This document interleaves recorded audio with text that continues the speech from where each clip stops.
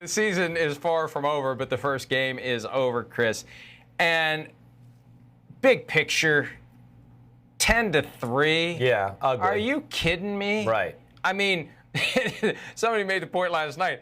It's like this game was played in 1920s. Yeah. Not just the clothing for the broadcasters, Right, but, 100 years. Yeah, it set the game back 100 years last night.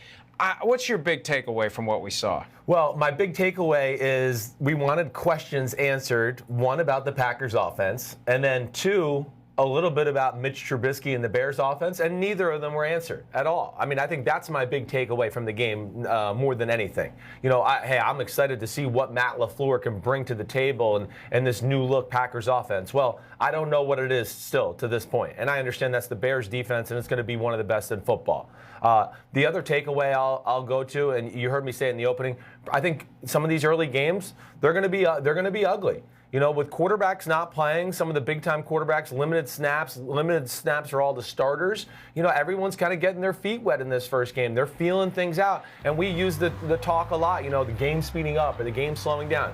Even for great ones like Aaron Rodgers or anybody, when you haven't done anything all preseason, you get out there in real live action all of a sudden in regular season game number one, and the game can be moving fast for guys like that too. And I would expect we see a lot of that through the NFL throughout this weekend. But none of my questions were answered about this offense, and I don't feel encouraged about either one, really, Do you at this think point. it's a factor at all? Right. Being in that first game where everyone's watching, and it's kind of easier to be tucked into the relative anonymity of 1 o'clock Eastern games on Sunday, that on top of everything else you're dealing with, this is the focal point. Right. And it's like a Monday night game, Sunday night game, big tent game that that there's everyone's watching. The whole country's watching. Do you think that drags these guys down a little bit, gets into their brains? If it gets into anybody's brains, I think it would be more the coaches and quarterbacks, where they're going, hey, if it's a 1 o'clock game that's kind of just, like you said, tucked away, nobody's paying attention.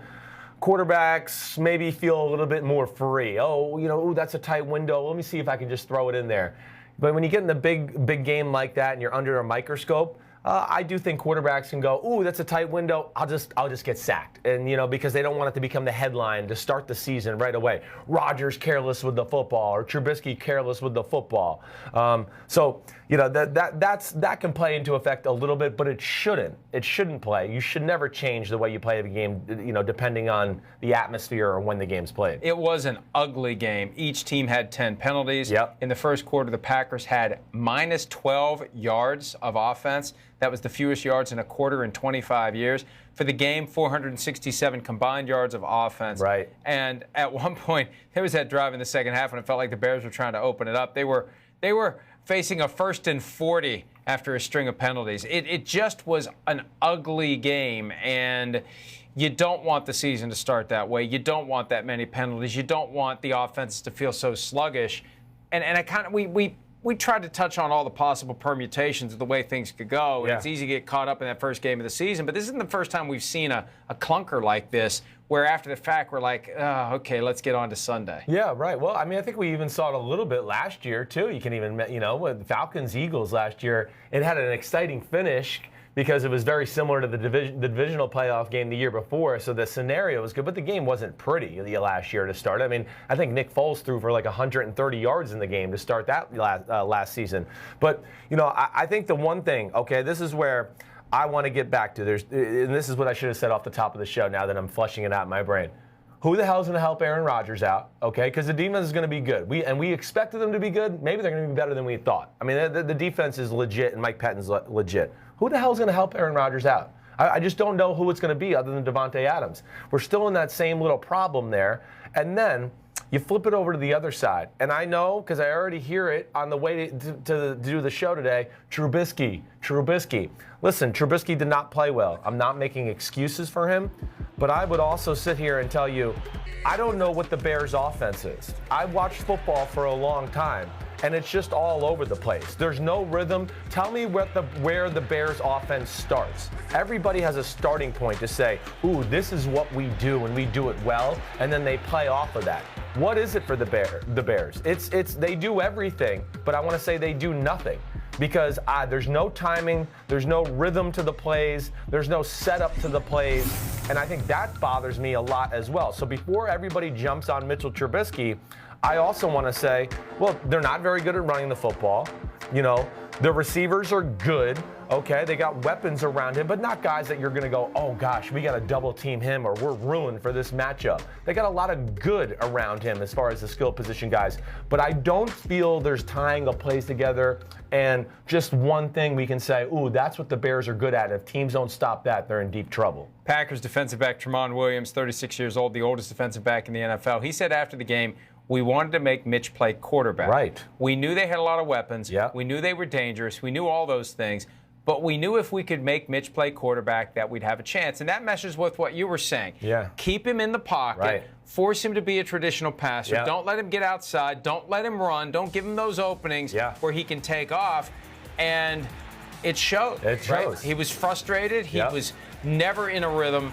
And then threw that interception late in the game that ended up being the clincher. And that, to me, that's the ultimate contrast. That Aaron Rodgers touchdown pass was kind of this awkward, clumsy, here it goes, pop the ball up, and somehow Jimmy Graham catches it. Yeah. And the Mitch Trubisky thing, it was the same idea. It was just kind of, there was something about it that felt off, and that's an interception. Yes. And that's just like, in a nutshell, the difference between the two quarterbacks. It is. You know, Aaron Rodgers made it happen. And Aaron Rodgers was the difference in the game. You know, we could say all we want, and it wasn't pretty on his part either. But, you know, he just made a few plays in the game, whether it was the deep bomb, a few scrambles, the shuffle passes, things like that, that changed field position when they were backed up at times in their own end zone, to where that really did change or dictate the flow of the game from that point on.